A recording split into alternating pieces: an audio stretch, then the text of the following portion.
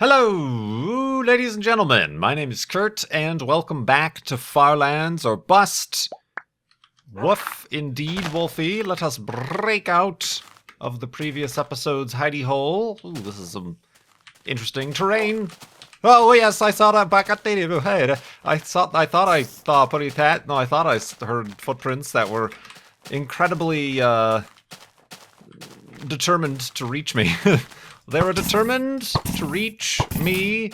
Now you are dead, sir. You're dead, sir. Ah, good thing I'm extraordinarily paranoid and cautious. There was another creeper in the vicinity, but let's do that and grab Wolfie. And the spiders are nice, and they seem to have befriended a black sheep because they share the same colors, I suppose. And they're very familiar with each other. But yeah, a little bit of an exciting way to start the episode here. Episode 372 of Farlands or Bust. Monday, June 30th, the final day of June. It's the final day of June. The final day ever. No, and yeah, we're still raising money for Child's Play charity over at farlandsorbust.com. Boop. See you later, Wolfie. And we're up to $5,867.40 at the time of this recording, raised for Child's Play charity this season. I do appreciate that, and helping get toys, books, games to kids in hospitals around the world, as we've been doing for the last 3 years here.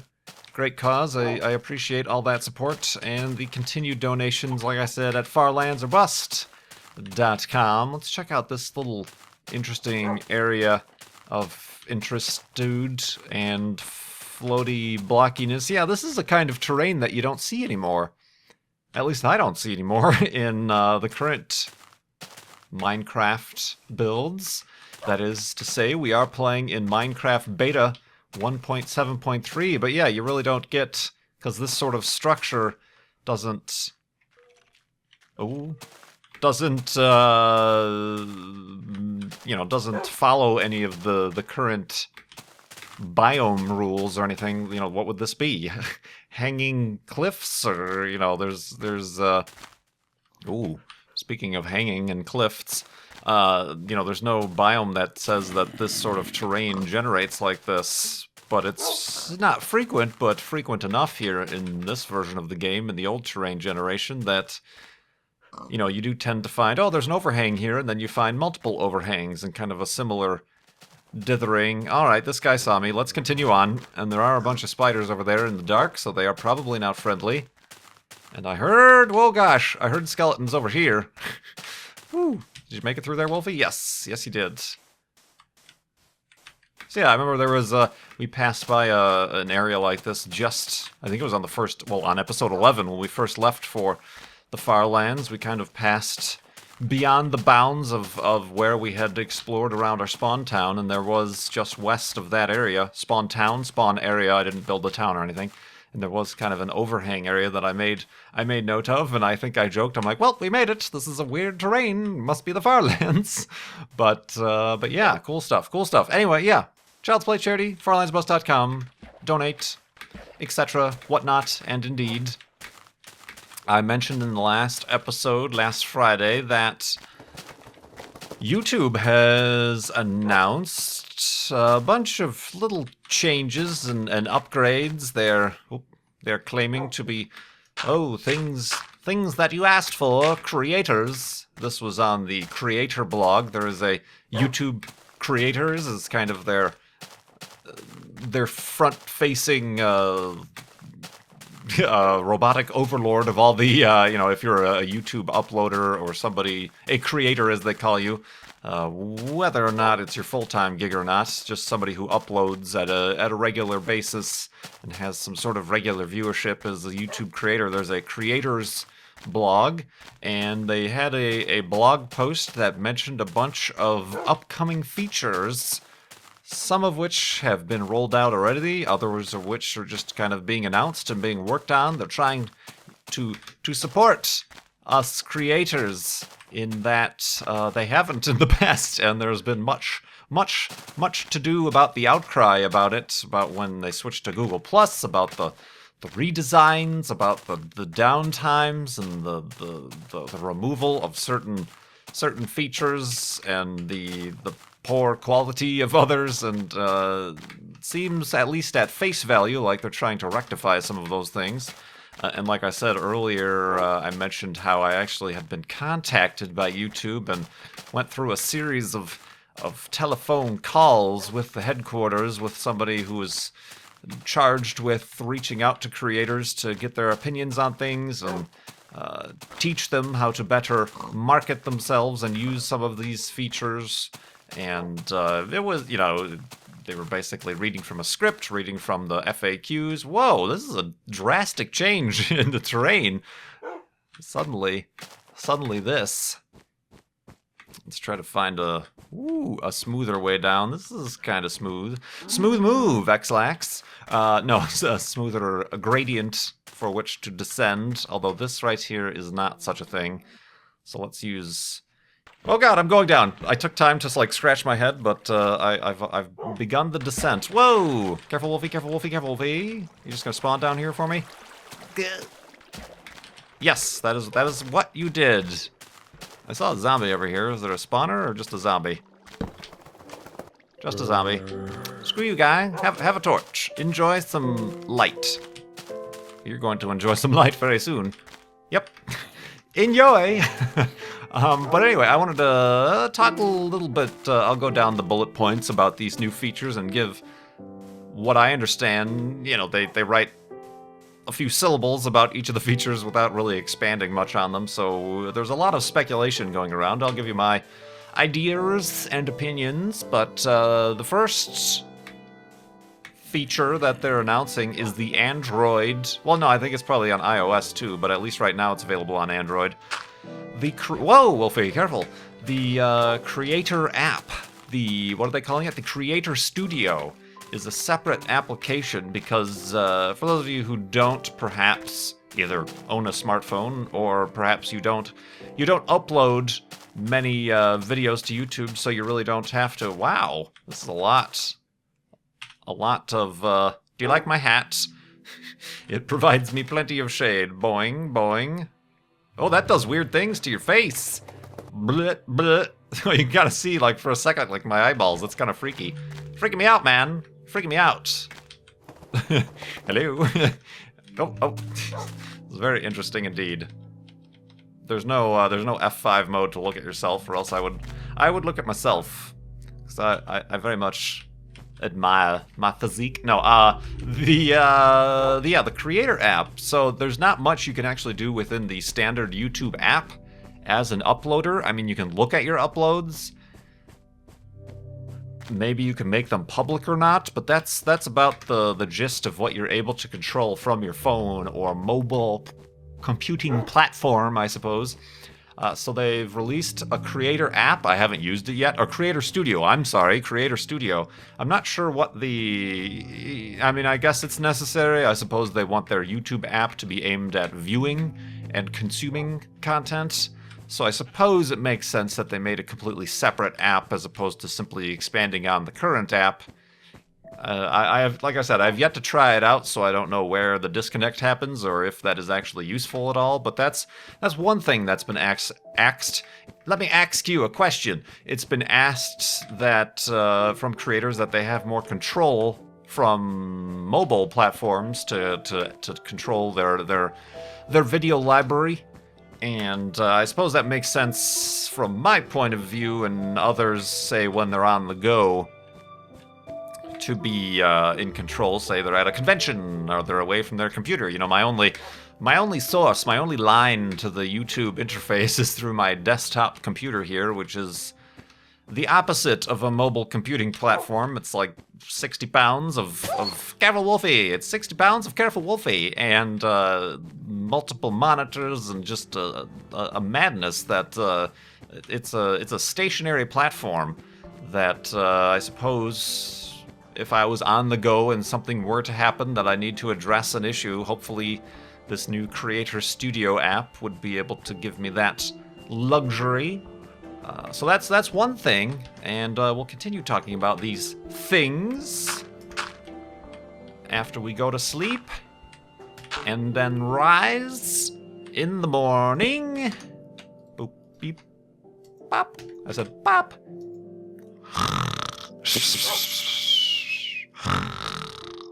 And awakeness. Sure, I didn't know what to say, so I said awakeness.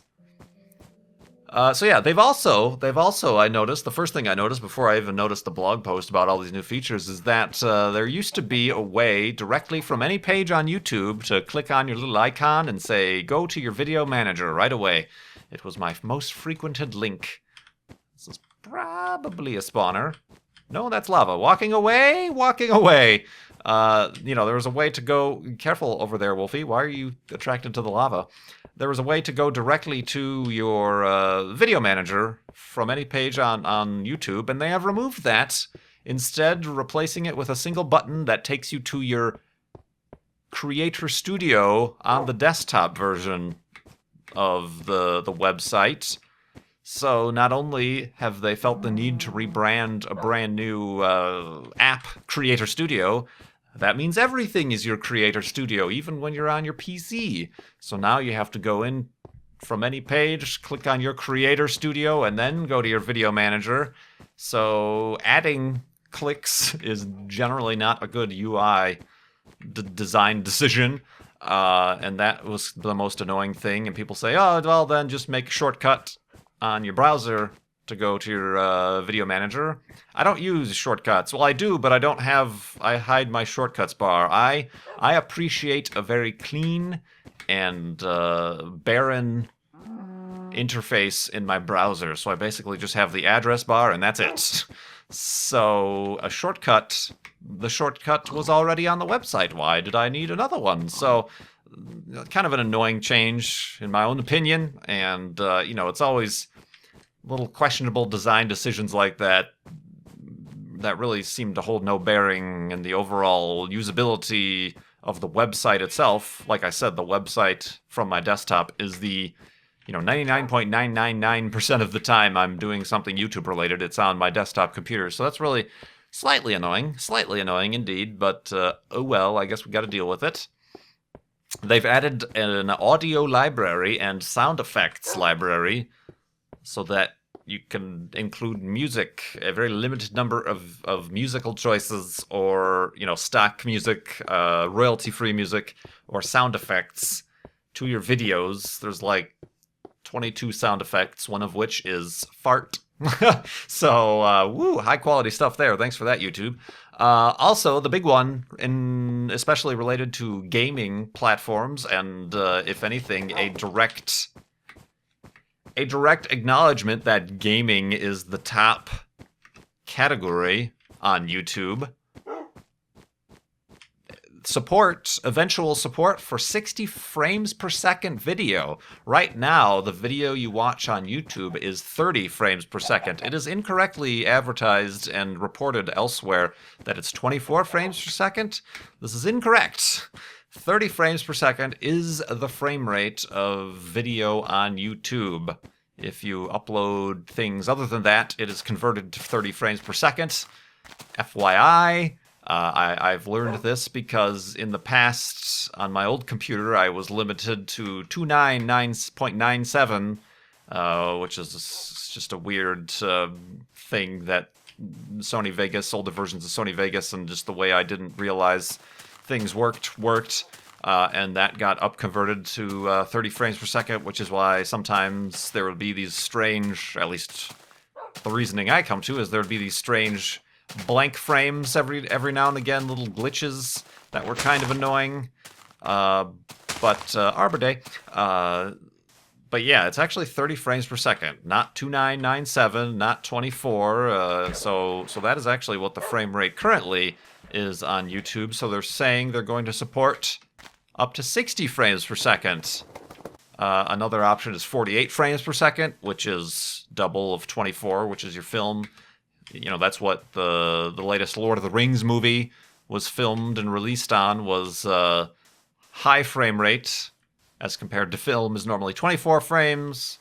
High frame rate is 48. So 48 or 60 frames per second. Obviously, that means a lot for gaming because a lot of video games can run at 60 frames per second.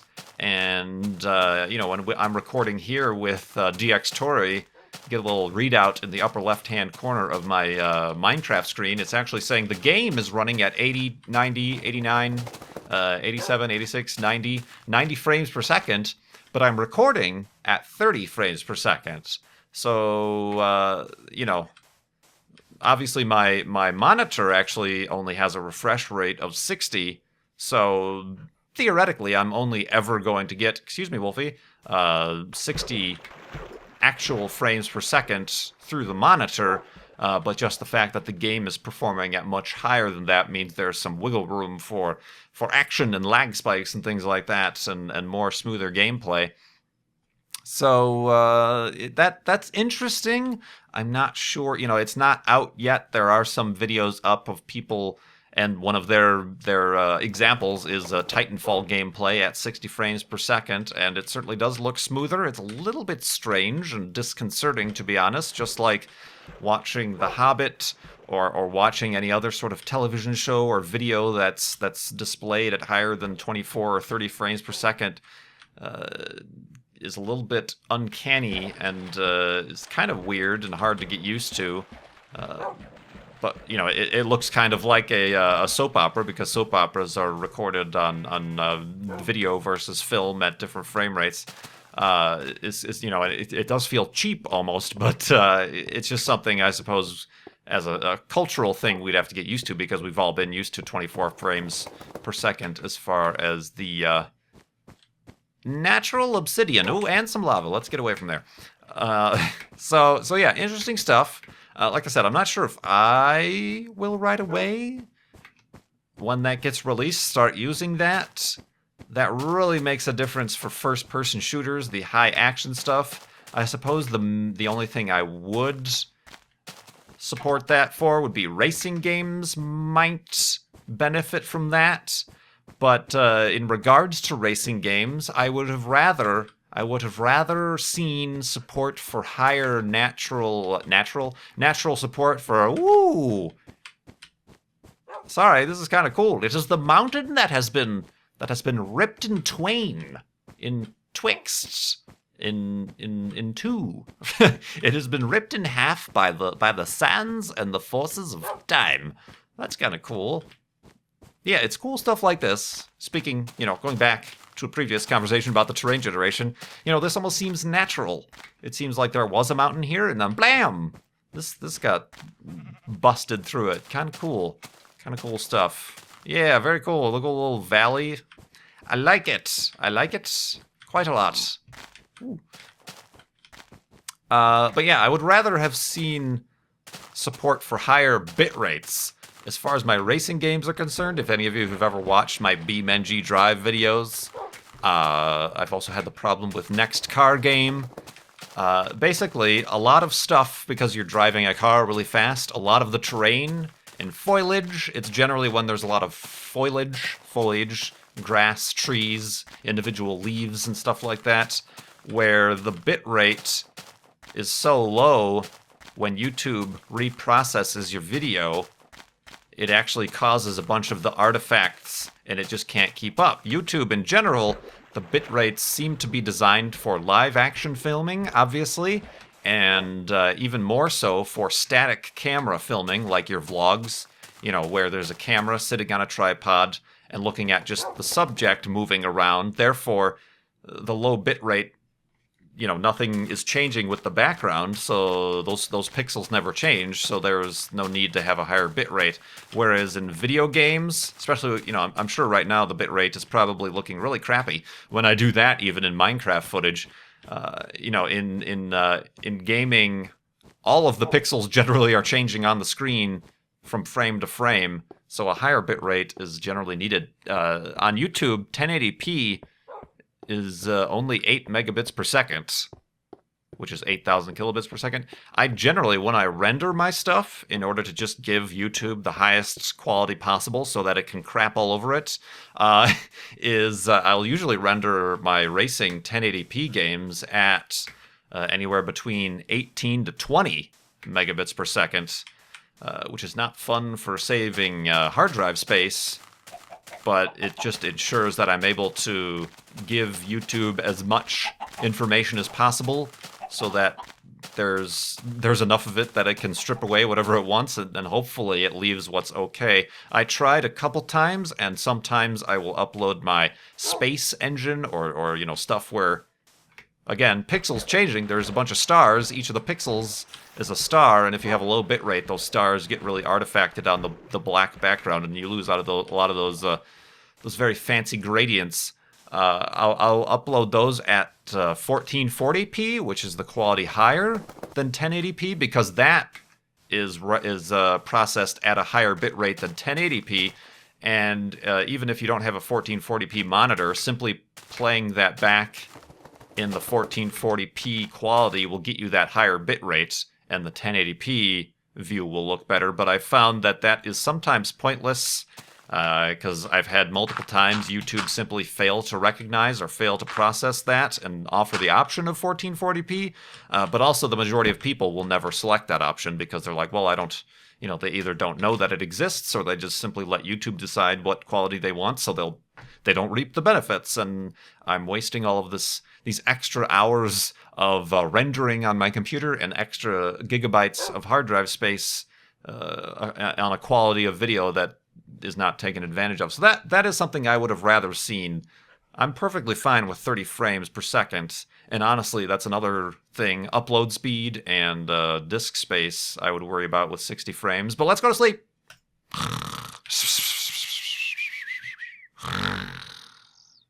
And I certainly stayed up way too late there-ness. It's got some skeletons spawning in the distance. Just out in the open. Krauts out in the open. Call of Duty. Woof. Wolfie's watching that series. Die. Oh. You were so scared of my arrow, it frightened you even before it hit you. And then you gave me one. Thanks! So yeah, that is probably, as far as gaming is concerned, the biggest announcement that YouTube made.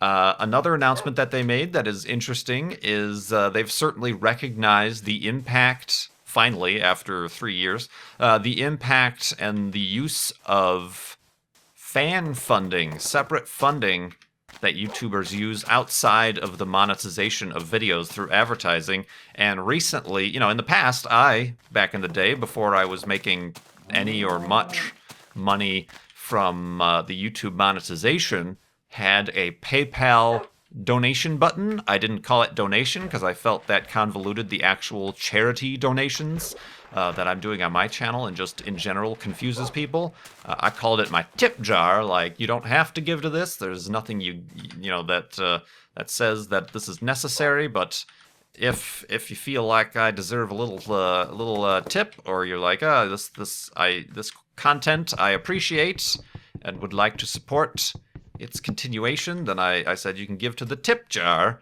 which I have since removed because since then the YouTube monetization has supplanted that need for funds, and I'm going as it is. Although recently things have not been what they were, definitely. But yeah, they're starting to realize that things like Patreon, Subbable, which was started by the Vlogbrothers.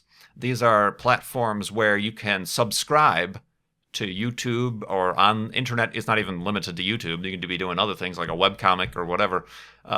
You can subscribe and say, I want to give you $5 a month to continue supporting your content. And then you can get certain perks, or as, let's say, after you've subscribed for 5 months, that means you've subscribed for $25. At that $25 mark, you can trade in your 5 months of subscriptions for a signed poster, or whatever. However Patreon or Subbable works, that has started to become a very viable way to fund a YouTube channel. And YouTube has obviously recognized that, and they would like to get their fingers on some of that action. So they have announced a trial or eventual rollout of fan funding, and conveniently enough, I don't know if this is the official name, but a lot of people have been referring to it as the tip jar, and I'm just going to stick my neck out and say you're welcome for that terminology, everybody. I will also be taking 1% of all tip jar. No, but yeah, they're calling it a tip jar. And like I said, I don't think YouTube has called it that. It's just other people have really picked up on that terminology. And no real details about what it's going to entail. Obviously, I'm assuming it's going to work through the AdSense payments for the way I get paid for advertising on YouTube is through Google AdSense. And I'm assuming the funding is going to go through that and not some other third-party payment system like PayPal or whatever. That would just be silly. Because then PayPal would be able to take a cut of that, and Google wants in on that instead. Just like, Patreon and Subbable, they all take a percentage, depending on how the payments then go through. I suppose if then you're paid in your Patreon monies through PayPal, then PayPal takes another cut. So, I wonder how this direct from the source will work. I also wonder how it will work for those people with networks, since they're not paid directly by Google through AdSense, they're paid by their networks. If then networks would take a cut of tip jars, I don't know. I don't even know if that's legally allowable, because there are laws in place, at least for certain industries like food industry, hospitality, that say that an employer can't take a portion of things referred to as tips as far as the salary is concerned. So yeah, that's interesting. They'll have to actually, I'm assuming they'll have to watch their terminology so that they aren't subject to certain tax rules and stuff. But yeah, that'll be interesting to watch and see. I would be glad to test something like that out. I know I mentioned previously that I would be considering some sort of maybe Patreon or Subbable type thing to support the channel, because I'm trying to be a better YouTuber, a better YouTube creator, as I am referred to by the hand that feeds me, and trying to expand beyond perhaps the what I've been doing here for the past 3 years. It's always good to adapt and change to the surrounding economy and environment in which you're making a living, I suppose. But yeah, they're announcing that, and have announced beta signups, which they've already royally screwed up. There was an article in Polygon, the gaming blog, that it was discovered they were using for the beta signups what seems like Google Apps, and they left an option enabled. Ooh, look at this place. They left an option enabled that allowed for anybody and anyone to view the submissions to that contact form, which include personal emails associated with whatever channels they were, and other information like that was left out in the open. So some unpaid intern out there working at YouTube made a mistake of leaving that form open to be visible. It was rather quickly shut down after that was discovered, but it was discovered by some random person who went to the forum to sign up themselves, and they saw that and they're like, this isn't right, and got the feedback of all the people who had signed up so far, and they quickly resolved that. But good job, YouTube. Well done. Well done. Already, you're not instilling us with the finest of confidence as far as that's regarding. But yeah, we'll see how that works out. It doesn't seem to be, there's no language in what they announced about the tip jar that it's going to be a subscription-based tip jar, like Patreon or Subbable can be. It looks like it's going to be, the way they say it is, that your fans can contribute to your channel or growth or whatever at any time and at any intervals at which they choose. So it doesn't seem like it's going to be I would like to give $10 every month to this person. It's going to be, right now I'd like to give this person X amount of dollars, and that'll be the end of it. So yeah, we'll see how that works out. There's some hesitation involved in that, as always, on my own part. But yeah, we'll see. We'll see how that goes. And finally, they also announced changes to annotations. I have it on authority of having talked to people at YouTube through those calls I mentioned before that they have, one of the often requested things is annotation templates, because they want people to use these end slates, as you will see in, I don't know, about 10 minutes here. End slates where it's like, ooh, watch my other videos, or 10 minutes, more like 4 minutes.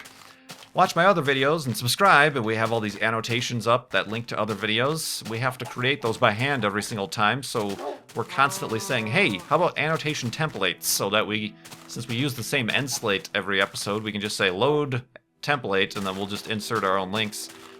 They were saying that they were working on that sort of thing, so hopefully, along with these annotation updates that they mentioned in this latest blog, that's included there. Fan-submitted subtitles, which could be interesting to get things translated. It doesn't require somebody sending me the subtitles that I could include. They could just do it themselves, and then that shows up for other people watching. So yeah, that'll be interesting. One of the other changes and previous news items I saw a couple weeks ago is that YouTube is planning on releasing or getting into streaming music to compete with services like Last.fm and Spotify and Pandora. And it's not so good news in that they've obviously come to contracts with a lot of the big music companies. Obviously, all those who are involved in the Vivo channels, Sony, Universal, BMG, those type of things. But they also announced that indie artists and indie labels who don't sign on to the terms are just going to be erased from YouTube because they haven't signed on to the terms of this new music streaming service that they want to roll out. And that's a load of baloney, isn't it? That's just really sucky. And apparently, according to a lot of these indie artists and labels, the terms that they were given as indie artists are, they don't have quite the negotiating power, are really not very good as far as whatever payout or whatever terms they'd have to agree to in order to be included. And like I said, they don't really have negotiating power because it's just themselves. And, they don't really bring in the numbers, although it is a very valuable... Have a seat, Wolfie. There we go. It's a very valuable thing, YouTube, for artists to get recognized and to get known. Oh, I need to... yeah, that'll do. Excuse me, Wolfie. You alright? Yep, he's alright. I think that should... Yeah, alright, this can be a hidey hole, can't it? No, wait a minute. I have to go in one more deeper. We must go deeper. There we go. So that's kind of crappy. I'm not sure what has come of that yet, and I'm not sure if that has started to happen yet. The removal of indie labels or indie artists' content from YouTube because they haven't signed on to the terms of this new service. I'm not sure what this... I don't know what they could possibly do, since obviously the music on the site is video-based now, or live music. I'm not sure what they would do. I suppose maybe they will be including some sort of music player or some sort of algorithm that will generate playlists that people can either use on mobile devices or on their computer, much, a lot like Spotify, your Pandoras and things like that, that will aggregate the music that is up on YouTube. I'm not sure. It's kind of strange and, one step forward, 3 steps back sort of mentality here with YouTube. But wow, YouTube-centric episode here today. Didn't even get to a single question. I have not quite a few. I've been dwindling them down, thankfully.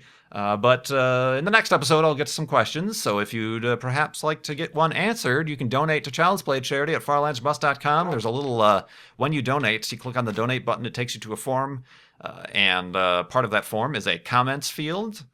I see that comments field with your donation, but I don't see any of your other personal information. So if you want to leave a question, also leave your nickname or your YouTube handle or your Twitter name or whatever your name that I can say this person asked this question, and I will hopefully get to that in a future episode of Firelines Bust when we have less things to talk about that are YouTube related.